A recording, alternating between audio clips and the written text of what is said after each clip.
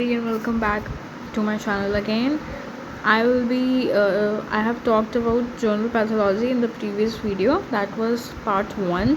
This is part 2 of journal pathology, and here I will be starting with the topic inflammation and repair. It is a very important topic, so we'll discuss it. And before discussing it, I want to tell something to my new viewers and subscribers that this channel is for those who are doing their BDS, who want to pursue any higher course and want to give another exams, just want to learn more in depth about dentistry. Then they can subscribe, they can watch all the lectures, they can also prescribe them to their friends and another one who are pursuing dentistry. So let's get started. पिछली वाली video में हमने बात करी थी journal terms के बारे में, नेक्रोसिस के बारे में बात करी थी हमने, गैंग्रीन के बारे में बात करी थी. आज का वीडियो जो है उसमें इन्फ्लेमेशन और रिपेयर के बारे में बात करेंगे. बहुत सारी इंपॉर्टेंट चीज़ें होती हैं, बहुत सारी इंपॉर्टेंट केमिकल्स, जो भी चेंजेस होती हैं हर प्रोसेस में, वो हम डिस्कस करेंगे. तो इन्फ्लेमेशन के बारे में डिस्कस करेंगे. प्लीज़ मेरा थोड़ा जो साइनॉप्सिस है वो थोड़ा काफ़ी ज़्यादा मैंने रफ़ कर रखा है, उसके ऊपर काफ़ी ज़्यादा राइटिंग कर रखी है, तो आई होप आपको प्रॉब्लम नहीं आएगी देखने में. बट मैं कोशिश करूँगी कि साथ में साथ आपको डिक्टेट भी कर दूँ ताकि आपको प्रॉब्लम ना आए पढ़ने में. सो पहली जो हेडिंग है इन्फ्लेमेशन रिपेयर है. इसमें कुछ सीक्वेंस दे रखे हैं इन्फ्लेमेशन की, क्या स्टेप्स रहते हैं इन्फ्लेमेशन में वो बताया हुए हैं. कि सबसे पहले वैस्कुलर चेंजेस आती हैं. उसके बाद मार्जिनल एंड पेमेंटिंग होती है, इमिग्रेशन, कीमोटेक्सिस, फैगोसाइटिस. ओके, ये जो टॉपिक है ये 3rd ईयर का टॉपिक है जर्नल पैथो का. और आई थिंक इन्फ्लेमेशन एक ऐसा टॉपिक है जो बहुत ज़्यादा तरीके से पढ़ाते हैं सब कॉलेजेस में. तो आई होप आपको इन टर्म्स के बारे में पता होगा. मतलब ये टर्म्स आपके लिए नई नहीं होंगी. You must be familiar with them कि वैस्कुलर चेंजेस क्या होती हैं. ठीक है, वैस्कुलर चेंजेस क्या होती हैं, मार्जिनल. वैस्कुलर चेंजेस का क्या मतलब होता है, देखो मैं थोड़ा सा आइडिया बता देती हूँ. वैस्कुलर चेंजेस मतलब जैसे कि कोई ब्लड वेसल है, ठीक है. ब्लड वेसल का काम क्या होता है, मतलब चीज़ों को ट्रांसपोर्ट करना. ठीक है, तो मान लो कैपिलरीज़ हैं मान लो हमारे पास, ठीक है, और ये हमारे पास टिश्यू है, टिश्यू सेल्स हैं, और ये टिश्यू सेल्स के बीच में ये उनका इंटरस्टिशियल टिश्यू है, ठीक है. और ये जो कैपिलरी है ये ट्रांसपोर्ट कर रही है चीज़ों को, ठीक है. तो अब एक टर्म होती है वेज़ोडाइलेशन. वेज़ोडाइलेशन में क्या मतलब होता है, जो कैपिलरीज़ का साइज़ रहता है, जो भी ब्लड वेसल्स अगर हैं उनका जो साइज़ रहता है वो बढ़ जाता है, डायलेट हो जाती हैं. तो क्या होता है, जो ब्लड होता है वो ज़्यादा आता है, मोर अमाउंट ऑफ ब्लड. या फिर क्या होता है, एक टर्म हम यूज़ करते हैं दैट इज़ परफ्यूजन. या फिर हम कह सकते हैं कि परमिएबिलिटी इंक्रीज़ हो जाना ब्लड वेसल की, वॉल्स में गैप्स आने जाना. उन गैप्स की वजह से जो चीज़ें हैं वो वेसल से निकल के बाहर टिश्यू में जाने लग जाती हैं, ठीक है. तो ये सब जो चेंजेस होती हैं वेसल्स के अंदर, वो वैस्कुलर चेंजेस रहती हैं, ठीक है. दूसरी चीज़ यहाँ पे बात करी हुई है पूरी प्रोसेस की, मार्जिनल पेमेंटेशन क्या होता है, इमिग्रेशन क्या होता है, कीमोटेक्सिस क्या होता है, फैगोसाइटोसिस क्या होता है. तो मार्जिनेशन का क्या मतलब है, ये सब चीज़ें WBC के पर्सपेक्टिव में है, ठीक है. अब बात क्या होती है, मार्जिनेशन का क्या मतलब रहता है कि मान लो ये वेसल है, ठीक है, वेसल का वॉल है. तो क्या होता है, ये जो वेसल का वॉल है यहाँ पे न्यूट्रोफिल्स या फिर कोई भी WBC, मतलब पूरी प्रोसेस मैं आपको बताऊंगी अभी कि कौन सा सेल आता है. मेन मोटो क्या है, मार्जिनेशन टर्म का मतलब क्या होता है कि वेसल्स की वॉल्स के साइड में आके इस तरह से अपने आप को अरेंज कर लेना, दिस इज़ मार्जिनेशन. इमिग्रेशन का क्या मतलब होता है, जो ये वेसल रहती है इसमें गैप्स बन जाते हैं, ठीक है.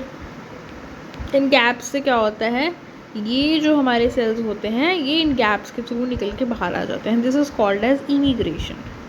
इमिग्रेशन मतलब वेसल से बाहर आ जाना. कीमोटेक्सिस का क्या मतलब होता है, एक टाइप की प्रोसेस रहती है जिसमें जो WBCs रहते हैं हमारे पास वो बाहर टिश्यू में आ जाते हैं. और फैगोसाइटोसिस लास्ट प्रोसेस, उसका क्या मतलब होता है, जो भी कोई इंट्रूडर है, कोई भी फॉरेन मटेरियल है, फॉरेन बॉडी है, उसको इनगल्फ कर लेना, उसको बेसिकली किल कर देना, वो जो प्रोसेस आती है वो फेगोसाइटोसिस में आती है। तो मैं आपको प्रॉपर तरीके से बता देती हूँ डायग्राम के through. Okay, so can you see this diagram. ये जो डायग्राम है ये ब्लड वेसल है हमारे पास, ये ब्लड वेसल है। उसके बाद ये इसके अंदर एलिमेंट्स हैं, सेलुलर एलिमेंट्स। तो इसमें से क्या होता है, मार्जिनेशन का क्या मतलब होता है, जो WBCs रहते हैं बेसिकली वो हमारे मार्जिन्स पे लग जाते हैं। ये मार्जिन्स पे हमारे WBCs लग गए, ठीक है। तो ये मार्जिन्स पे हमारे WBCs लग गए। अब क्या होता है, जैसे ही गैप्स बनते हैं ये WBCs लूमन से निकल के बाहर चले जाते हैं, और बाहर जाने के बाद ये अपना काम शुरू करेंगे। तो ये प्रॉपर तरीके से जो है और फर्दर स्टेप्स बता रखे हैं कि मार्जिनेशन एंड पेगमेंटेशन, मार्जिन्स पे लग जाना। उसके बाद रोलिंग एंड एडिशन एक टाइप है जिससे ये सेल्स रोल करते हैं, रोल करते करते चिपक जाते हैं। उसके बाद इमिग्रेशन और डायफाइसिस। डायफाइसिस और इमिग्रेशन का क्या मतलब होता है, इमिग्रेशन तो होती है WBCs की और डायफाइसिस होती है RBCs की। मतलब WBCs तो निकल ही रहे हैं गैप्स में से, साथ में जो RBCs हैं हमारे ब्लड सेल्स RBCs जो हैं वो भी निकल रहे हैं बाहर। तो जब WBCs भी बाहर निकल आते हैं वेसल से तो उस चीज़ को डायबिटीज कहते हैं, डायबिटीसिस, ठीक है। उसके बाद let me tell you more about, so here you can see this diagram and you will be able to understand it better कि ये हमारी वेसल है। उसके बाद अगर कोई इंजरी होती है तो उस इंजरी से क्या होता है कि जो हमारे वेसल के अंदर का कंटेंट रहता है उसमें से WBCs बाहर लग जाते हैं, ठीक है। मार्जिनेशन हो जाती है इनकी, पेगमेंटेशन, एडिशन एंड रोलिंग से ये बाहर निकलाते हैं, लीक हो जाता है इनका। जैसे ही निकल के आते हैं बाहर, अब देखो जैसे ही सेल्स बाहर निकल रहे हैं, सेल्स के साथ साथ प्रोटीन्स भी बाहर आ रही हैं। तो क्योंकि प्रोटीन्स और सेल्स भी बाहर आ गए हैं तो उसकी वजह से क्या होगा, टिश्यू का जो वाटर है वो भी बाहर आ जाएगा। तो हमारा ये जो बाहर का एरिया है इसमें सेल्स, प्रोटीन्स, पानी सब कुछ आ जाएगा। तो उसकी वजह से क्या होगा, सूजन हो जाएगी जिसको हम एडिमा बोलते हैं। तो एडिमा हो जाएगा, टिश्यू सूज जाएगा, ठीक है। उसके बाद क्या होगा, ये जो सूजन है एक्चुअली ये एक इन्फ्लेमेटरी प्रोसेस होती है, ये अच्छी प्रोसेस होती है। इसका मतलब होता है कि अगर सूजन हो रही है इसका मतलब जो इंजरी है उसको कंट्रोल करने की कोशिश कर रही है बॉडी। तो फिर ये जो सारे एलिमेंट्स हैं, ये जो भी इंजरी हुई थी उसके चारों तरफ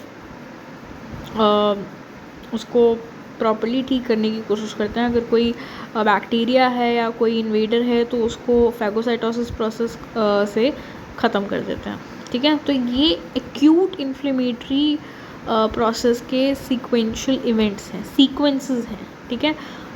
मेसोडाइलेशन हो जाती है, फिर न्यूट्रोफिल एडहेयर कर लेते हैं, मार्जिनेशन, पेगमेंटेशन, फिर एडिशन, रोलेशन से बाहर निकलाते हैं, लीक हो जाता है, उसको हम इमिग्रेशन बोलते हैं, फिर एडिमा हो जाता है बाहर, ठीक है। तो ये सारे के सारे जो स्टेप्स हैं ये इन्फ्लेमेशन के स्टेप। फिर अब आपको कुछ कार्डिनल साइंस ऑफ इन्फ्लेमेशन पता होने चाहिए। हमारे पास 5 कार्डिनल साइंस ऑफ इन्फ्लेमेशन रहते हैं, ठीक है। पहला तो क्या होता है कि जब कहीं पे भी इन्फ्लेमेशन होती है, सूजन हो जाती है, ठीक है, तो स्वेलिंग हो जाती है। फर्स्ट जो चीज़ होती है वो होती है स्वेलिंग, चीज़ मोटी मोटी हो जाएगी, सूज जाएगी। उसके बाद क्या होता है, क्योंकि ये सूज जाती है, इसको अगर आप टच करके देखोगे तो इसमें थोड़ी बहुत वार्मनेस, वार्मनेस, गरम गरम सा होता है, ये हीट प्रोड्यूस होती है इसके अंदर। उसके बाद अगर आप देखोगे तो उस एरिया में बहुत ज़्यादा पेन हो जाता है, काम कुछ नहीं कर सकते आप उस ऑर्गन से, तो लॉस ऑफ फंक्शन हो जाता है। तो ये जो सारे के सारे साइंस हैं, कार्डिनल साइंस जो हैं, ये इन्फ्लेमेशन के पता होने चाहिए। स्वेलिंग आती है, स्वेल अप होने के बाद वो चीज़ रेड हो जाती है, वार्म हो जाती है, ठीक है, कलर चेंज हो जाता है, वार्मनेस आ जाती है, टेम्परेचर चेंज हो जाता है। उसके बाद उसमें लॉट ऑफ पेन हो जाता है। पेन के साथ साथ, क्योंकि पेन बहुत ज़्यादा होता है तो काम कुछ नहीं हो पाता उस ऑर्गन से, ठीक है।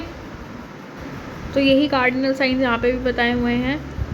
क्या क्या साइंस बताए हुए हैं, प्रॉपर नाम बता रखा है। सबसे पहले रूबर, दैट इज़ रेडनेस। रूबर पता होना चाहिए आपको, रूबर का मतलब होता है रेडनेस। उसके बाद जो स्वेलिंग होती है उसको हम नाम देते हैं ट्यूमर का, ट्यूमर मतलब स्वेलिंग। फिर कैलर, कैलर का क्या मतलब होता है, कैलर इज़ हीट, ठीक है। जैसे डिग्री सेल्सियस लिखते हैं ना, तो आप ऐसे याद रख सकते हैं कि कैलर का मतलब होता है हीट। फिर आता है डॉलर, डॉलर का क्या मतलब होता है, डॉलर का मतलब होता है पेन। मतलब अगर इसको आप ऐसे याद रख सकते हो कि अगर मान लो किसी को पेन हो रहा है तो हमें ट्रीटमेंट करवाना पड़ता है, पे करके उसको ट्रीट करते हैं, तो जो पेमेंट होती है वो डॉलर्स में है। उसके बाद फंक्शनल है, मतलब उसका फंक्शन लॉस हो जाता है क्योंकि उसमें पेन बहुत ज़्यादा हो रहा है। तो pain is dolor, calor is heat, ये जनरली पूछ लेते हैं क्वेश्चन, तो कैलर डॉलर आपको पता होना चाहिए। उसके बाद आगे बढ़ते हैं तो हमारे पास PMNs that is polymorphonuclear leukocytes जो होते हैं, उनके बारे में बात बताई हुई है कि these are the first cells to appear in acute inflammation followed by monocytes and macrophages after 48 hours. शुरू में सबसे पहले जब भी इन्फ्लेमेशन होएगी, जब शुरुआत होती है तो सबसे पहले PMNs निकल के आता है, ठीक है, पॉलीमॉर्फोन्यूक्लियोसाइट्स। उसके बाद 48 आवर्स के बाद हमारे पास मोनोसाइट्स और मैक्रोफेजेस आते हैं, ठीक है। तो शुरू में PMNs आ जाते हैं। उसके बाद स्टेजेस ऑफ फैगोसाइटोसिस की बात कर रही है। अब फैगोसाइटोसिस का मतलब क्या होता है कि कोई भी जो फॉरेन मटेरियल है उसको एनगल्फ करना, ठीक है। तो वो कौन करेगा, मोनोसाइट्स करेंगे और मैक्रोफेजेस करेंगे। अब ये जो दोनों सेल्स हैं ये फैगोसाइटोसिस करेंगे। अब इसमें एक और चीज़ आपको पता होनी चाहिए कि फैगोसाइटोसिस की प्रोसेस कैसे होती है। शुरू में ऑप्सोनाइजेशन होती है। ऑप्सोनाइजेशन का क्या मतलब होता है, एज्यूम करो कि मान लो ये एक बैक्टीरिया है, ठीक है, ये घुसा चला है, तो अब जो हमारे बॉडी के अपने सेल्स हैं वो इसको ऐसे तो खा नहीं सकते, एकदम से ऐसे कैसे खाएंगे, तो वो क्या करते हैं, इसके सरफेस के ऊपर कुछ चीज़ें लगा देते हैं, ऐसी चीज़ें लगा देते हैं जिससे कि ये जो बैक्टीरिया है टेस्टी बन जाता है। अब क्योंकि ये टेस्टी बन गया है, इसके ऊपर कुछ मसाला लगा दिया है, तो अब जो बॉडी के सेल्स हैं वो इसको खा लेते हैं, इसको फैगोसाइटोसिस कर लेते हैं, ठीक है। तो ये जो टेस्टी बनाने की जो प्रोसेस है बैक्टीरिया को या कोई भी फॉरेन मटेरियल है, इसको हम ऑप्सोनाइजेशन बोलते हैं, ठीक है। नेक्स्ट चीज़ इज इंगल्फमेंट। ऑप्सोनाइजेशन कर दिया, टेस्टी बना लिया, अब नेक्स्ट चीज़ क्या होती है, उसको खा लो तो उसको इंगल्फ कर लिया। और तीसरी चीज़ क्या होती है, digestion, that is degradation. Degradation कैसे करेंगे, जो भी लाइजोमल एंजाइम्स हैं, जो भी चीज़ें हैं वो इसको ख़त्म कर देंगे। तो ये 3 प्रोसेस हैं फैगोसाइटोसिस की। उसके बाद यहाँ पे एक पॉइंट है जो आपको याद रखना है। अब कुछ पॉइंट्स ऐसे हैं इसमें जो आपको याद रखने हैं। IgG और C3b आर 2 मेन ऑप्सोनेंस, मतलब जो भी बैक्टीरिया है, ठीक है, उसके ऊपर बेसिकली IgG और C3b कोट हो जाते हैं, उसके ऊपर लग जाते हैं। ये लगने से टेस्टी बन जाता है बैक्टीरिया, ठीक है। उसके बाद यहाँ पे बात करी है C3a एंड C5a एनाफाइलोटॉक्सिन्स। कुछ चीज़ें याद रखनी है, तो आपको ये चीज़ें याद रखनी है। उसके बाद यहाँ पे बात हो रही है बहुत सारे वेजो एक्टिव अमीन्स की। एक टर्म आती है वेजो एक्टिव अमीन्स, इसके अंदर बहुत सारी चीज़ें आती हैं। सबसे पहला जो सबसे इम्पॉर्टेंट हमारे लिए होता है वो होता है हिस्टामीन। उसके बाद सेरोटोनिन, ये 2 मेन इम्पॉर्टेंट होते हैं। हिस्टामीन और सेरोटोनिन कैसे सिक्रीट होते हैं, इनको सिक्रीट कौन करता है, हिस्टामीन और सेरोटोनिन को सिक्रीट करते हैं मोनोसाइट्स और बेसोफिल्स, ठीक है। सबसे पहले तो मैं आपको बता देती हूँ कि जो हमारी बॉडी में मेन सिस्टम क्या होता है, मतलब जो हमारा ब्लड है उसके अगर सेलुलर कंपोनेंट की अगर मैं बात करूँ तो उसमें हमारे पास एक WBC रहते हैं, एक RBC रहते हैं, एक प्लेटलेट्स रहती हैं। हम बात कर रहे हैं WBCs की। WBCs 2 टाइप के होते हैं, ग्रैनुलोसाइट्स और एग्रैनुलोसाइट्स। ग्रैनुलोसाइट्स का मतलब जिसमें ग्रैन्यूल्स होते हैं। किसको आप याद रख सकते हो, एक टर्म बेन से। बेन का क्या मतलब है, ये जो 3 सेल्स हैं बेसोफिल्स, इओसिनोफिल्स, न्यूट्रोफिल्स, इनके अंदर आपको ग्रैन्यूल्स दिखाई देंगे, तो ये ग्रैनुलोसाइट्स होते हैं। एक ग्रैनुलोसाइट्स में हमारे पास लिम्फोसाइट्स बच जाते हैं और मोनोसाइट्स बच जाता है। तो हमारे पास 5 टाइप के WBCs रहते हैं। कौन कौन से 5 टाइप के WBCs रहते हैं, सबसे पहले तो हमारे पास, अब हम WBCs की बात कर रहे हैं तो WBCs की कंसंट्रेशन के थ्रू आपको पता होना चाहिए सबसे ज़्यादा बॉडी में जो होते हैं वो होते हैं न्यूट्रोफिल्स। न्यूट्रोफिल्स हमारे पास ऑलमोस्ट 60 to 70% न्यूट्रोफिल्स रहते हैं। न्यूट्रोफिल्स के बाद हमारे पास आते हैं लिम्फोसाइट्स। लिम्फोसाइट्स हमारे पास बॉडी में 20 to 40% रहते हैं। फिर आएंगे बेसोफिल्स। बेसोफिल्स सबसे ज़्यादा कम होते हैं, 0 to 2%। फिर बेसोफिल्स के बाद हमारे पास आते हैं इओसिनोफिल्स। इओसिनोफिल्स सेकेंड मोस्ट कम होते हैं जो ऑलमोस्ट 2 to 4% रहते हैं। और फिर आता है हमारे पास मोनोसाइट्स। मोनोसाइट्स हमारे पास 2 to 6% होते हैं। ठीक है, ये सारे हमारे पास 5 टाइप के WBCs रहते हैं जिनको हमने डिवाइड कर दिया था ग्रैनुलोसाइट्स और ए ग्रैनुलोसाइट्स के तरह। ठीक है, तो आपको ये सारा पता होना चाहिए कि सेल्स बेसिकली कौन कौन से हैं। ठीक है, तो अभी हम आगे बात करने वाले हैं। तो let's talk about interesting process of inflammation, जिसमें कि काफ़ी सारे केमिकल्स जो हैं इन्फ्लेमेशन कॉज करते हैं। तो एक मोटी सी चीज़ जो मैं आपको बता दूँ, जो आपको हेल्प रहेगी, जो आपको याद रखने में सही रहेगा, वो होता है कि इन्फ्लेमेशन में एक सबसे इम्पॉर्टेंट रोल रहता है केमिकल का, एक एसिड का, जिसको हम कहते हैं आर्किडोनिक एसिड। ठीक है, अब ये जो आर्किडोनिक एसिड होता है ना, ये काफ़ी ज़्यादा हेल्पफुल रहता है, 2 टाइप का काम करता है। ये प्रोस्टाग्लैंडिन्स भी बनाता है और ये वो भी बनाता है, दैट इज़ ओके। तो ये जो आर्किडोनिक एसिड होता है, ये एसिड जो है बेसिकली 2 पाथवेज के थ्रू अपने प्रोडक्ट्स बनाता है। 2 पाथवे होते हैं, एक तो होता है साइक्लोऑक्सीनेज पाथवे, एक होता है लाइपोऑक्सीनेज पाथवे। साइक्लोऑक्सीनेज पाथवे से 3 चीज़ें बनती हैं, प्रोस्टाग्लैंडिन्स बनते हैं, ठीक है, प्रोस्टासाइक्लिन्स बनते हैं, और एक और चीज़ बनती है दैट इज़ थ्रोम्बोक्सिन A2। ठीक है, prostaglandins, prostacyclins and thromboxane A2। Lipoxygenase pathway जो हैं, वहाँ से क्या बनता है, वहाँ से बनता है ल्यूकोट्राइन्स और सेरोटोनिन्स। ठीक है, ये पूछ सकते हैं बिकॉज कई बार ये मॉलिक्यूल्स बहुत सारे बार आते हैं कि बताओ प्रोस्टाग्लैंडिन्स कहाँ से बनते हैं, प्रोस्टासाइक्लिन्स, थ्रोम्बोक्सिन A2। तो आपको ये पता चलना कि बेसिकली है क्या, साइक्लोऑक्सीनेज पाथवे से बने हैं और आर्किडोनिक एसिड के मेटाबोलाइट्स हैं। ठीक है, ये पता होना चाहिए। इसके बाद ल्यूकोट्राइन्स और सेरोटोनिन्स जो हैं वो लाइपोऑक्सीनेज पाथवे से बनते हैं। उसके बाद यहाँ पे एक इम्पॉर्टेंट बात है, ल्यूकोट्राइन्स के बारे में कुछ डिस्कशन है। ल्यूकोट्राइन्स जो होते हैं हमारे पास कई टाइप्स के होते हैं, उसमें से जो सबसे इम्पॉर्टेंट रहता है वो ल्यूकोट्राइन 1 होता है। ये जो ल्यूकोट्राइन 1 होता है, इसको हम क्या कहते हैं, ऑस्टियोक्लास्ट एक्टिवेटिंग फैक्टर बोलते हैं इसको। ऑस्टियोक्लास्ट को एक्टिवेट कर देता है ये, ठीक है, क्योंकि इसका स्टिमुलेटरी इफेक्ट रहता है ऑस्टियोक्लास्ट के ऊपर। ठीक है, तो it has a effect on osteoclast. दूसरी चीज़ क्या होती है कि ये जो इंटरल्यूकिन 1 है हमारा, जब ये ट्यूमर नेक्रोसिस फैक्टर, एक फैक्टर होता है ट्यूमर नेक्रोसिस फैक्टर, मतलब ट्यूमर को ख़त्म करने के लिए जो फैक्टर्स होते हैं उनको हम ट्यूमर नेक्रोसिस फैक्टर कहते हैं। तो जब इंटरल्यूकिन्स और ट्यूमर नेक्रोसिस फैक्टर्स आपस में मिल जाते हैं तो ये दोनों क्या करते हैं, ये कुछ ना कुछ सेल्स को स्टिमुलेट करते हैं और बेसिकली फैगोसाइटोसिस वगैरह में काफ़ी हेल्प करते हैं। ठीक है, तो ये आपको चीज़ पता होनी चाहिए। उसके बाद हमारे पास ट्यूमर नेक्रोसिस फैक्टर जो होते हैं उसको हम लिम्फोक्सिन भी बोलते हैं, एक नई टर्म है, पता होनी चाहिए, लिम्फोक्सिन बोलते हैं उसको। मतलब ये सारे जो पॉइंट्स दे रखे हैं पल्स में हैफिज़र्ड हैं, मतलब जस्ट स्ट्रेट पॉइंट्स आपको लर्न करने हैं, एज अ प्रॉपर प्रोसेस नहीं बताई हुई। आपको हेल्प कर रही हूँ कि थोड़ा बहुत प्रोसेस जितनी मुझे पता है आपको बता दूँ। उसके बाद पॉइंट नंबर 11 जो है उसमें फैक्टर्स के बारे में बात हुई है। तो एक चार्ट मैं बनाना चाहती हूँ जो कि बहुत इंपॉर्टेंट है, जो आपको बहुत ज़्यादा हेल्प करेगा। ठीक है, और अगर ये छोटा सा चार्ट याद होगा ना तो ये बहुत हेल्प करेगा। एक हमारे पास ना पूरी की पूरी प्रोसेस रहती है कैस्केड सिस्टम, जो क्लॉटिंग सिस्टम रहता है ना, मैं उसके बारे में बात कर रही हूँ।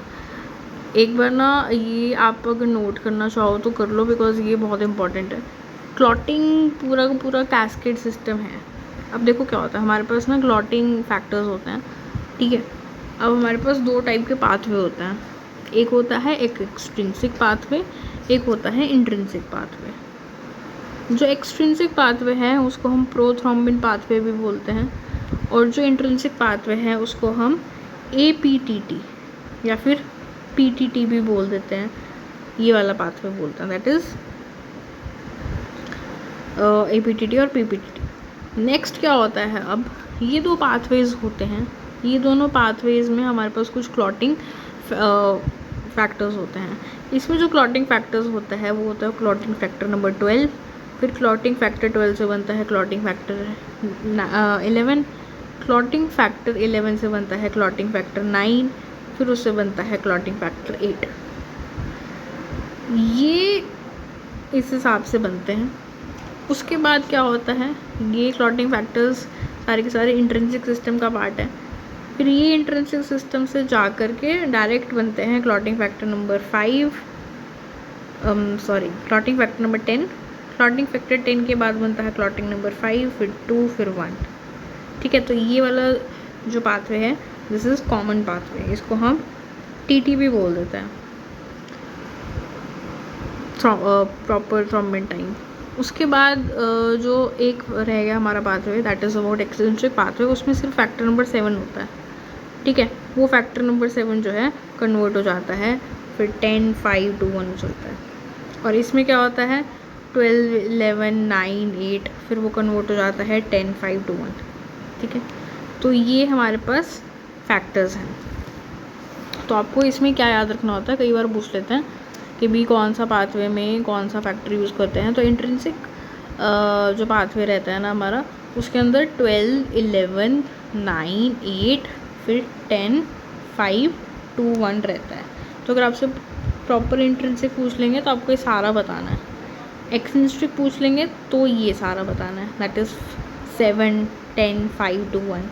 ठीक है, तो ये सारा का सारा क्लॉटिंग कैस्केड रहता है। ठीक है, तो अब यहाँ पे इसमें बात करी हुई थी फैक्टर नंबर 11 के बारे में। फैक्टर नंबर 12 को हम हेक्सामिन भी बोलते हैं। इस clotting system that plays role in interaction of kinins, clottings, fibrinolytics and complement system. तो हमारे पास बॉडी में काफ़ी सारे टाइप के सिस्टम्स होते हैं जो कि हेल्प करते हैं। एक सिस्टम रहता है बहुत इंपॉर्टेंट, काइनिन सिस्टम रहता है। ठीक है, उसमें काइनिन्स होते हैं। एक क्लॉटिंग सिस्टम रहता है जो मैंने आपको अभी भी बताया। ठीक है, एक होता है फिब्रिनोलिटिक सिस्टम और एक सिस्टम रहता है कॉम्प्लीमेंट सिस्टम। ठीक है, आपको थोड़ा थोड़ा इनका आइडिया होगा बिकॉज सेकेंड ईयर में भी इसके बारे में बहुत पढ़ते हैं। ठीक है, ये सारे सिस्टम्स रहते हैं। तो जो हेक्सामिन हमारा फैक्टर नंबर 12 है वो बेसिकली इन सब का उसमें रहता है, रोल रहता है। ठीक है, अब यहाँ पे बात कर रहे हैं, let's talk about topic number 12. Okay,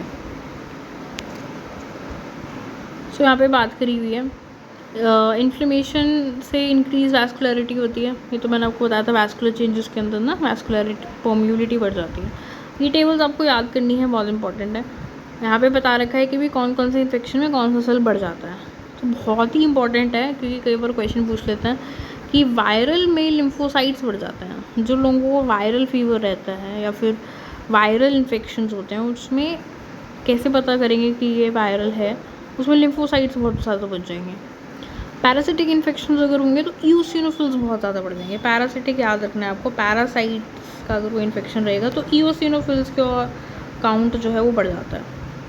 ठीक है, क्रॉनिक बैक्टीरियल और एक्यूट बैक्टीरियल। अब बैक्टीरियल इन्फेक्शन के बारे में बात हो रही है, एक क्रॉनिक है एक एक्यूट है। जब एक्यूट बैक्टीरियल इन्फेक्शन होता है तो पॉलीमॉर्फोन्यूक्लियर ल्यूकोसाइट्स आते हैं, लेकिन अगर क्रॉनिक बैक्टीरियल इन्फेक्शन होता है तो मैक्रोफेजेस आते हैं, प्लाज्मा सेल्स आते हैं, लिम्फोसाइट्स आते हैं। ठीक है, तो ये एक इम्पॉर्टेंट चीज़ है, मैं थोड़ा सा सिंप्लीफाई कर देती हूँ। इन्फ्लेमेशन जब हम पढ़ते हैं ना, तो इन्फ्लेमेशन दो प्रकार की होती हैं, एक एक्यूट होती हैं, एक क्रॉनिक रहती हैं। तो एक्यूट वाली में हमेशा जो शुरुआत में सबसे पहला सेल निकल के आता है वो हमने बात करी थी पॉलीमॉर्फोन्यूक्लियोसाइट्स होते हैं। उसमें से भी जो स्पेसिफिकली अगर हम बात करें तो न्यूट्रोफिल्स सबसे पहले निकल के आते हैं। ये इसका करेक्टरिस्टिक फीचर होता है, क्वेश्चन में पूछेंगे एक्यूट में कौन सा निकल के आता है, न्यूट्रोफिल्स। क्रॉनिक की अगर हम बात करेंगे ना तो क्रॉनिक जब हो जाती है तो वहाँ पे आपको मैक्रोफेजेस ज़्यादा दिखाई देंगे। आप उस साइड की अगर हिस्टोलॉजिकल पिक्चर देखोगे ना तो आपको मैक्रोफेजेस सबसे ज़्यादा दिखाई देंगे। तो ये दो डिफरेंशिंग फीचर्स रहते हैं एक्यूट और क्रॉनिक में। ठीक है, तो ये हमेशा याद रखना है।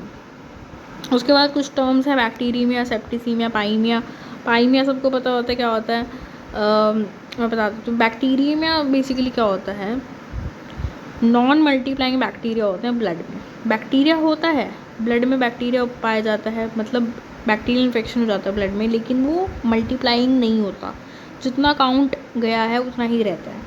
सेप्टिसीमिया में क्या होता है, जो बैक्टीरिया गया है ब्लड में वो मल्टीप्लाई हो जाता है। दोनों ही ब्लड में बैक्टीरिया हैं, फ़र्क क्या है, बैक्टीरिया में वो नॉन मल्टीप्लाइंग है, सेप्टिसीमिया में वो मल्टीप्लाइंग है। पाइमिया क्या होता है, dissemination of small septic thrombi in the blood. इसमें थ्रोम्बस बन जाते हैं, सेप्टिक थ्रोम्बस मतलब जो बैक्टीरिया है उसका थ्रोम्बस बन गया, उसका एक क्लॉट बन गया और वो घूमने लग जाता है ब्लड के अंदर। तो जब ऐसा क्लॉट, ऐसा इन्फेक्शनस क्लॉट जो ब्लड में घूमने लग जाए उसको पाइमिया बोलते हैं। उसके बाद एक और टेबल है, बहुत ही इंपॉर्टेंट रहती है एग्जाम पॉइंट ऑफ व्यू से, ट्रांसुडेट और एक्सुडेट्स में क्या डिफरेंसेस रहते हैं। जो एक्सुडेट होता है ना, बेसिकली अगर किसी बंदे को कोई इंजरी हुई तो उस चक्कर में जो ब्लड वेसल्स में से सामान निकल के उस जगह पे पहुंचा, जिसकी वजह से वहाँ पे पानी भी आ गया, उसको हम कहते हैं एक्सुडेट। एक्सुडेट मतलब इन्फ्लेमेशन की वजह से जो इन्फ्लेमेशन आई, इन्फेक्शन की वजह से या इंजरी की वजह से जो इन्फ्लेमेशन आई कहीं पे, वो दैट इज़ एक्सुडेट। लेकिन अगर कोई फ्लूइड कहीं पे ऐसे भर गया जो इन्फ्लेमेशन से लेना देना नहीं है उसका, वो ट्रांसुडेट है। ठीक है, अब एक्सुडेट जैसे कि बात करी हमने, क्योंकि इंजरी हुई थी तो जो वेसल्स थी उसमें से जो WBCs थे, पेमेंटेशन और मार्जिनेशन के बाद फिर वो इमिग्रेशन से बाहर आ गए, तो प्रोटीन्स भी बाहर आ गए, प्रोटीन्स के साथ साथ पानी भी बाहर आ गया, तो वो एक्सुडेट बन गया। तो क्योंकि अब प्रोटीन्स भी इसमें आ गया तो प्रोटीन्स का काउंट एक्सुडेट में बहुत ज़्यादा होता है। कितना ज़्यादा होता है, almost greater than 4 grams per 100 ml रहता है। अब क्योंकि इसमें प्रोटीन्स भी होते हैं, इसमें कोएगुलेटिंग फैक्टर्स भी रहते हैं, तो ये जो एक्सुडेट होता है इसके कोएगुलेट होने के चांसेस बहुत ज़्यादा रहते हैं, प्लस इसकी स्पेसिफिक ग्रेविटी भी बहुत ज़्यादा रहती है। ये सब आपको याद रखना है। इसी का उल्टा ट्रांसुडेट में होता है। ट्रांसुडेट नॉन इन्फ्लेमेटरी है, तो सीधी सी बात है, क्योंकि वो नॉन इन्फ्लेमेटरी है इसका मतलब उसमें प्रोटीन्स भी नहीं है, प्रोटीन्स भी नहीं है तो उसमें कोएगुलेशन भी नहीं है, कोएगुलेशन भी नहीं है, ये सब चीज़ें नहीं है तो उसकी स्पेसिफिक ग्रेविटी भी कम रहेगी एक्सुडेट से। ठीक है, तो ये इंपॉर्टेंट टेबल है। ठीक है, उसके बाद क्या रहता है, ट्रांसुडेट में मेसोथेलियल सेल्स मिलते हैं, लेकिन एक्सुडेट में हमारे पास प्रॉपर इन्फ्लेमेटरी सेल्स मिलते हैं। एक्सुडेट का एग्जांपल है सुपरेटिव लीजन्स और ट्रांसुडेट का एग्जांपल है एडिमा इन नेफ्रोटिक सिंड्रोम या फिर कंजेनिटल। मतलब बेसिकली ट्रांसुडेट का मतलब क्या होता है कि अगर कोई ऑर्गन में प्रॉब्लम आ गई या फिर कोई ऑर्गन फेलियर हो गया या कोई काम नहीं कर पा रहा organ, that is not related to inflammation, तो उस चीज़ में जो फ्लूइड भर जाएगा उस ऑर्गन में या फिर उस ऑर्गन की वजह से अगर कहीं पे फ्लूइड भर जाएगा, दैट इज़ ट्रांसुडेट। इतनी सी चीज़ आपको याद रख के चलनी है। मैक्रोफेजेस के बारे में बात करी गई है। Macrophages combine the most important. Macrophages अगर आपको वर्ड अगर कहीं दिखता है, इसका मतलब क्या है कि उस जगह पे क्रॉनिक इन्फ्लेमेशन है। मैक्रोफेज क्रॉनिक इन्फ्लेमेशन में मिलते हैं, न्यूट्रोफिल्स एक्यूट इन्फ्लेमेशन में मिलते हैं। उसके बाद tissue destruction and proliferation are the important features of chronic. हमेशा क्रॉनिक इन्फ्लेमेशन में क्या रहता है, एक तो मैक्रोफेजेस दिखाई देंगे, दूसरी चीज़ क्या दिखाई देगी, वहाँ पे जो टिश्यू है वो बहुत ज़्यादा पॉलीफ्रेट कर चुका होगा और डिस्ट्रक्शन हो रही होगी वहाँ पे। ये जो टर्म्स हैं ये क्रॉनिक इन्फ्लेमेशन के लिए यूज़ करते हैं। उसके बाद point number 18, circulating mononuclear cells are called as monocytes, whereas mononuclear cells in tissues are called as macrophages. Basically क्या होता है, मोनोन्यूक्लियर सेल्स, मोनो मतलब एक, न्यूक्लियर मतलब न्यूक्लियस, एक ही न्यूक्लियस ऐसा वाला सेल जो होता है उसे दो चीज़ें बनती हैं, एक उससे बन जाता है मोनोसाइट, एक उससे बन जाता है मैक्रोफेज। मैक्रोफेज कब होता है, जब टिश्यू में बने, टिश्यू में मोनोन्यूक्लियर सेल्स को हम मैक्रोफेजेस बोलते हैं और सर्कुलेटिंग ब्लड में मोनोन्यूक्लियर सेल्स को मोनोसाइट्स बोलते हैं। ठीक है, उसके बाद ये जो टेबल है बहुत इंपॉर्टेंट है, याद रखना है। मैक्रोफेजेस के बारे में बताया हुआ है, डिफरेंट ऑर्गन के मैक्रोफेजेस को अलग अलग नाम दिया हुआ है। जो कनेक्टिव टिश्यू रहता है, जैसे कि मान लो ये एपिथेलियम है, ठीक है, सेल्स हैं, नीचे ये ऐसे कनेक्टिव टिश्यू है, ब्लड वेसल्स हैं, ठीक है, ये ब्लड वेसल्स हैं, साथ में ये फाइबर्स हैं। तो ये जो कनेक्टिव टिश्यू है नीचे पाया गया है, यहाँ पे अगर मैक्रोफेज मिलेगा तो हम उसको क्या कहेंगे, हिस्टियोसाइट। ठीक है, नर्वस सिस्टम में अगर हमें मैक्रोफेज मिलेगा तो हम उसको क्या कहेंगे, माइक्रोग्लियल सेल। स्किन में अगर हमें मिलेगा मैक्रोफेज, स्किन मान लो हैंड है, ये हैंड की स्किन की बात करिए तो उसको हम कहेंगे लैंगरहैंस सेल। लिम्फॉइड टिश्यू में अगर हम मिलेगा लिम्फ नोड्स जो हैं, अगर मान लो ये बंदे का फेस है तो बेसिकली लिम्फ नोड्स यहाँ पे पाई जाती हैं, तो ये जो लिम्फ नोड्स हैं अगर यहाँ पे हमें मिलेगा तो उसको हम क्या कहेंगे, डेंड्रेटिक सेल। लंग्स की अगर हम बात करें, लंग्स, तो लंग्स में अगर हमें मैक्रोफेजेस अगर मिलेंगे तो हम उनको क्या बोलेंगे, एल्वियोलर मैक्रोफेजेस बोलेंगे, एल्वियोलर मैक्रोफेजेस। अगर हमें लिवर में मिल रहा है, लिवर में अगर हमें मैक्रोफेज मिल रहा है तो हम उसको बोलेंगे काफो सेल। अगर हमें ग्रैनुलोमा में मिल रहा है मैक्रोफेज तो ग्रैनुलोमा के मैक्रोफेज को एपिथेलियोइड सेल्स बोलते हैं। ग्रैनुलोमा क्या होता है, बहुत इंपॉर्टेंट है, पता होना चाहिए। 3 बेसिक सेल्स ग्रैनुलोमा में मिलते हैं। बिल्कुल आउटर पेरीफ्रीज पे तो हमें कुछ लिम्फोसाइट्स दिखाई देता है, उसके बाद अंदर चलेंगे तो हमें लॉन्ग से बड़े न्यूक्लियस के साथ कुछ सेल्स दिखाई देते हैं जो चारों तरफ घेर लेते हैं, इनको हम कहते हैं एपिथेलियोइड सेल्स। फिर एपिथेलियोइड सेल्स के बाद बीच में हमें ये केशियस नेक्रोसिस या कुछ भी नेक्रोसिस वाला पार्ट मिलेगा, ठीक है। तो हमें क्या पता होना चाहिए, ये जो सेल्स हैं हमारे पास जो इस नेक्रोसिस को सराउंड करते हैं इनको हम एपिथेलियोइड सेल्स बोलते हैं, और ये बीच में नेक्रोसिस वाला पार्ट। साथ में एक मोस्ट इम्पॉर्टेंट चीज़ जो हमें यहाँ पे मिलेगी वो मिलेंगे giant cells, multinuclear giant cells. तो ये 3 सेल्स बेसिकली हमें मिलते हैं ग्रैनुलोमा में, बहुत इंपॉर्टेंट है, पता होना चाहिए।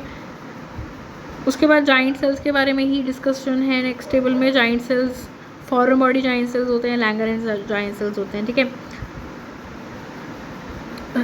बेसिकली जो लैंगरहैंस जॉइंट सेल्स होते हैं उसको हम हॉर्सशू शेप जॉइंट सेल्स बोलते हैं, इस हिसाब से बना होता है। और जो फॉरेन बॉडी सेल्स होते हैं उसमें बीच में रहते हैं। तो ये वाले जो बीच वाले होते हैं ये टीबी में दिखते हैं, लेप्रोसी में दिखते हैं। और जो लैंगरहैंस वाले होते हैं वो भी टीबी में दिखते हैं और सार्कोइडोसिस में दिखते हैं, ठीक है, सार्कोइडोसिस में दिखता है।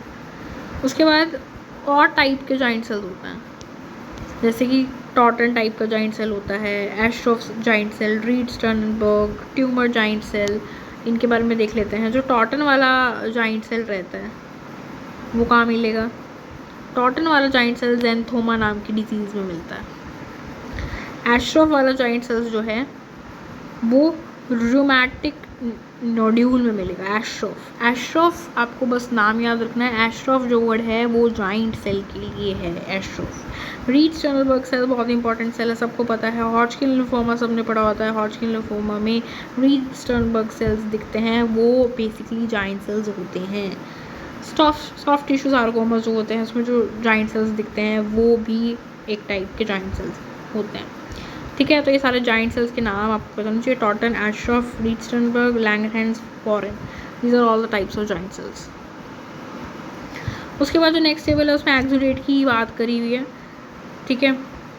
डिफरेंट टाइप के एक्सुडेट्स हैं, डिफरेंट नाम हैं डिफरेंट चीज़ों के लिए। जैसे कि जो सीरस एक्सुडेट होता है वो प्लूरल फ्यूजन इन टीबी और blister formation Burns, basically TB और बर्न्स में दिखता है। ये सब चीज़ें याद रखने की होती हैं, इसमें कोई लॉजिक नहीं है कि टीबी के पेशेंट्स में जो फ्लूइड भर जाएगा वो सीरस फ्लूइड रहेगा। टीबी को जो ट्रीट करने वाले डॉक्टर्स होंगे ना, आपने कई बार देखा होगा, बात करेंगे सीरस फ्लूइड निकालो, सीरस फ्लूइड ये है, ठीक है। बर्न्स के पेशेंट में भी आपने बहुत बार सुना होगा सीरस फ्लूइड भर जाता है। फिर फिब्रिनॉइड टाइप का जो रहता है, फिब्रिनॉइड एक्सुडेट नाम का जो वर्ड है वो basically pneumococcal and rheumatic pericarditis, basically heart का इन्फ्लेमेशन जो है, हार्ट से रिलेटेड है, हार्ट की 4 चैम्बर्स हैं तो हार्ट से रिलेटेड है, तो उसमें जो इन्फ्लेमेशन रहती है तो उस हार्ट में जो फ्लूइड भर जाता है दैट इज़ फिब्रिनस। फिर उसके बाद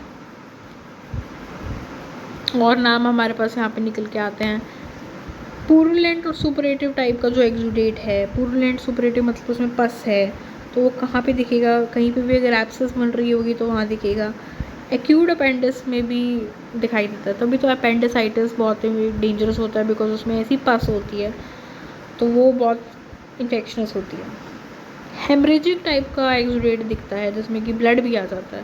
तो ये जो हेमरेजिक वाला होता है और एक्यूट हेमरेजिक निमोनियाज इन इन्फ्लुएंजाज में दिखता है। जो इन्फ्लुएंजा बीमारी होती है उसमें हेमरेजिक वाला एक्सुडेट मिलता है। कॉमन कोल्ड में जो अगर हम बात करें, increase secretion of mucus. Common cold होता है, म्यूकस बहुत ज़्यादा नोज़ी आती है, तो क्या होता है, एक्सुडेट होता है वो, ठीक है। और उस एक्सुडेट को हम कैथरल बोलते हैं। तो क्या आपको पता है कि जो कॉमन कोल्ड होता है, जो स्टफ़ी नोज़ होती है, रनिंग नोज़ होती है, वो किस टाइप का एक्सुडेट है, वो कैथरल एक्सुडेट रहता है, ठीक है। तो ये डिफरेंट टाइप के एक्सुडेट्स हैं। उसके बाद कुछ और इम्पॉर्टेंट चीज़ें यहाँ पे हैं जो हम डिस्कस कर लेते हैं। ट्यूबरक्लोसिस के बारे में बात करी गई है। ट्यूबरक्लोसिस 2 टाइप की होती है, प्राइमरी और सेकेंडरी। सेकेंडरी एक क्या हो जाता है कि बेसिकली रीएक्टिवेशन को हम बोलते हैं, ठीक है। और प्राइमरी का क्या मतलब होता है, जो पहली बार हुई हो। तो जो पहली बार होती है उसको हम गॉन्स कॉम्प्लेक्स भी बोलते हैं, गॉन्स टीबी भी बोलते हैं उसको। और infection of the individual who has not been previously infected और इम्यूनाइज्ड विद टीबी। अगर किसी को वैक्सीन नहीं लगी हुई या पहले कभी नहीं था, उस बंदे को अगर टीबी हो जाए तो वो प्राइमरी टीबी होती है। रीएक्टिवेशन अगर हो जाए उसी प्राइमरी टीबी का, मतलब उसमें दवाइयाँ दी, वो ठीक हो गई, फिर दोबारा से रीएक्टिवेट हो गई, तो वो सेकेंडरी टीबी होती है। अब ग्रैनुलोमा के बारे में बात है। ग्रैनुलोमा में central caseous necrosis is soft tubercle while the simple granuloma is hard tubercle. Granuloma 2 type का होता है। अब वो डिपेंड करता है कि बीच में जो केशियस मटीरियल, जो नेक्रोसिस थी, वो कौन सी टाइप की है। अगर हम बात करें हार्ड ग्रैनुलोमा की, तो उसमें जो बीच में मैंने बात करी थी ना, बीच में जो नेक्रोसिस थी वो सिंपल वाली होती है, मतलब वो केशियस नहीं होती। लेकिन अगर हम सॉफ्ट ग्रैनुलोमा की बात करें तो उसके अंदर जो ये बीच का नेक्रोसिस होता है वो केशियस होता है। मैंने आपको बताया था ना, नेक्रोसिस की कई टाइप होती हैं, केशियस, कोएगुलेटिव, लिक्विफेक्टिव, फैट, फिब्रिनॉइड। तो अगर वो केशियस है तो वो सॉफ्ट है, नहीं तो वो हार्ड है। उसके बाद हमने यहाँ पे बात करी हुई है BCG वैक्सीन की, ठीक है। BCG वैक्सीन दे देते हैं और इसके अंदर क्या होते हैं, बोवाइन टाइप के ट्यूबरकुलोस बैसिलाई होते हैं जो कि एटीन्यूएटेड होते हैं, ठीक है। एटीन्यूएटेड का क्या मतलब होता है, मतलब मरे भी नहीं होते और एक्टिव मल्टीप्लाइंग भी नहीं होते, एटीन्यूएटेड होता है, रुके हुए होता है। फिर आता है केविम टेस्ट। जस्ट आपको पता होना चाहिए सार्कोडाइसिस नाम की जो बीमारी रहती है, सार्कोडाइसिस एक ऐसी टाइप की बीमारी रहती है उसमें बहुत ज़्यादा कोलेजन बनने लग जाता है जगह जगह पॉइंट्स पे, तो जो हैंड्स वगैरह ये जो काफ़ी स्टिफ हो जाते हैं, काम नहीं कर पाते, तो वो जो बीमारी होती है उसके लिए डायग्नोस्टिक टेस्ट अगर हम करेंगे केविम टेस्ट रहता है। फिर यहाँ पे बात करी हुई है एक इम्पॉर्टेंट चीज़, हटचिंसन ट्राइड। डायरेक्ट क्वेश्चन आता है उठ के हटचिंसन ट्राइड पे क्या क्या रहता है इसके अंदर। सबसे पहले इसमें एक चीज़ रहती है कि बंदा डेफ रहता है, उसके जो इंसाइजर्स हैं वो हाइपोप्लेजिया हो जाता है, उसके अंदर नॉच्ड हो जाते हैं, और इंटरस्टिशियल कैरेटेसिस ये इसके अंदर दिखाई देता है। तो ये 3 चीज़ें अगर दिखाई दें तो वो हटचिंसन ट्राइड है। उसके बाद मैंने आपको बताया था न्यूरॉन्स, अच्छा बताया नहीं था, बता देती हूँ। न्यूरॉन्स जो होते हैं और जो स्केलेटल मसल्स रहते हैं और जो हार्ट मसल्स रहते हैं, ठीक है, कार्डियक मसल्स, ये 3 टाइप के ऐसे मसल होते हैं जिनका रीजनरेशन नहीं होता, मतलब एक बार बन गए तो बन गए, अगर ख़राब हो गए तो दोबारा नहीं बनेंगे। न्यूरॉन्स, स्केलेटल मसल्स और कार्डियक टिश्यू, जस्ट इनका ज़्यादा ध्यान रखना चाहिए क्योंकि कुछ बॉडी के पार्ट्स अपने आप को रिपेयर कर लेते हैं बट ये अपने आप को रिपेयर नहीं करेंगे।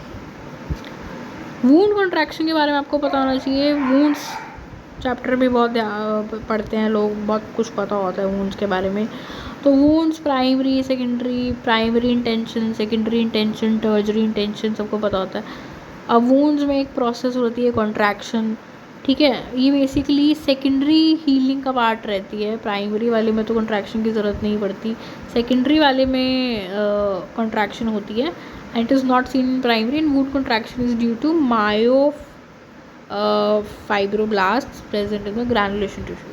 जो सेकेंडरी इंटेंशन से वूंड हील होते हैं उनमें ग्रैनुलेशन टिश्यू बनता है और फिर उसके बाद कॉन्ट्रैक्शन हो जाती है उस वुंड की almost 1/3 to 2/3 of the size. उसके बाद कोलेजन फाइबर्स के बारे में बात करी हुई है। कोलेजन हमारे पास 5 टाइप का रहता है। उसमें जो पहला वाला कोलेजन रहता है फर्स्ट टाइप का, उसकी काफ़ी ज़्यादा हाई टेंसाइल स्ट्रेंथ रहती है और वैसे भी जो टाइप 1 कोलेजन होता है बॉडी में सबसे ज़्यादा होता है, ठीक है। उसके बाद जो टाइप 3 होता है कोलेजन, वो ग्रैनुलेशन टिश्यू में मिलता है। नई बात बताई उन्होंने कि जो हमारी वूंड्स होते हैं, जो उनकी एपिथेलियम बनती है, जो काफ़ी ज़्यादा इन्फेक्शंस वूंड्स रहते हैं, उनके ऊपर जो पपड़ी आती है, तो वो बेसिकली टाइप 3 कोलेजन होती है। फिर उसके बाद यहाँ पे बात करी गई है हीलिंग के बारे में, ठीक है। जो मेन बल्क रहता है, देखो हीलिंग बेसिकली क्या हुआ कि अगर किसी को घाव हुआ है तो हील होगा वो। अब वो किस टाइप से होएगा, प्राइमरी इंटेंशन से, सेकेंडरी इंटेंशन से, टर्शरी इंटेंशन से। प्राइमरी का क्या मतलब होता है कि अगर मान लो जो हम सर्जिकल कट्स लगाते हैं, ठीक है, क्लीन कट्स, कोई इन्फेक्शन नहीं होता उसमें, वो प्राइमरी इंटेंशन से हील हो जाते हैं क्योंकि उसमें कोई एपिथेलियम लॉस नहीं होता। लेकिन अगर मान लो किसी बंदे की हाथ की स्किन ऊपर से छिली हुई है, उसके ऊपर कोई एपिथेलियम नहीं है, अंदर का टिश्यू बाहर दिख रहा है, तो अब वो जब ठीक होगा तो वो सेकेंडरी इंटेंशन से ठीक होगा, ठीक है। टर्शरी इंटेंशन का क्या मतलब रहता है कि ऊपर से, अच्छा एक और चीज़, जो सेकेंडरी इंटेंशन होती है वो अपने आप हील होती है, उसके ऊपर अपने आप ग्रैनुलेशन टिश्यू बनता है, अपने आप हील होगा। टर्शरी इंटेंशन का क्या मतलब होता है कि यही ऑर्गन अगर थोड़े टाइम बाद इसका इन्फेक्शन अगर अपने आप ख़त्म हो जाए और फिर अगर हम इसको सूचर से क्लोज़ कर दें तो वो टर्शरी इंटेंशन है। लेकिन अगर हम सूचर से क्लोज़ नहीं करते, खुले में ठीक हो रहा है वो, तो प्राइमरी सेकेंडरी इंटेंशन है, ठीक है। तो ये हीलिंग्स होती हैं हमारी, ठीक है। बेसिकली जो जिंजिवैक्टमी है या एक्सट्रैक्शन वूंड है वो सेकेंडरी होती है, ठीक है। कॉर्टिकोस्टेरॉइड्स वूंड को हील करने में कौन कौन मदद करता है, कौन कौन नहीं करता। कॉर्टिकोस्टेरॉइड्स हो गए, स्ट्रेस हो गया, इरेडिएशंस हो गई, ठीक है, इन्फेक्शन हो गया और पुअर सर्कुलेशन हो गया, ये सब चीज़ें वूंड की हीलिंग रोकती हैं। वूंड को हील करने में मदद कौन करता है, विटामिन हो गए, विटामिन सी हो गया, विटामिन ए हो गया, ठीक है, मैग्नीशियम हो गया, कैल्शियम हो गया, जिंक हो गया, ये सब हेल्प करते हैं, ठीक है। अब बर्न्स के बारे में बात रही है। बर्न्स में क्या होता है, काफ़ी सारी डिग्री के बर्न्स होते हैं, फर्स्ट सेकंड। तो फर्स्ट डिग्री का जो बर्न होता है presents with hyperaemia and vesiculations, vesicles बनते हैं और हाइपरीमिया होता है। सेकंड डिग्री बर्न्स में क्या होता है, एपिडर्मिस और डर्मिस इन्वॉल्व होती है। और थर्ड डिग्री बर्न्स में क्या होता है, एंटायर थिकनेस ऑफ स्किन, समझ रहे हो। First degree, second degree, third degree. जो फर्स्ट डिग्री बर्न्स हैं उसमें वेसिकल्स बन जाएंगे उसके इंसान में और हाइपरीमिया होगा थोड़ा सा। लेकिन जो सेकेंडरी डिग्री बर्न्स होते हैं उस बंदे की एपिडर्मिस और डर्मिस इन्वॉल्व हो जाती है। जब एपिडर्मिस और डर्मिस दोनों इन्वॉल्व हो जाए सेकेंडरी, लेकिन अगर पूरी फुल थिकनेस इन्वॉल्व हो जाती है तो वो टर्शरी बर्न्स होता है। उसके बाद यहाँ पे इन्होंने बात करी है बोनी यूनियंस की। बेसिकली जो बोन्स रहती हैं उनमें अगर फ्रैक्चर्स रहते हैं तो किस टाइप से हील रहते हैं, वो कैसे क्या बनता है। प्राइमरी हीलिंग होती है और सेकेंडरी हीलिंग होती है। बेसिकली जो प्राइमरी हीलिंग होती है उसमें कोई कैलस नहीं बनता, एक वर्ड याद रखना होता है कैलस, वो नहीं बनता। प्राइमरी हीलिंग में मेडुलरी कैलस बनता है विदाउट पेरियोस्टल कैलस, समझ रहे हो। मेडुलरी कैलस बनता है, यहाँ पे एक वर्ड है मेडुलरी कैलस,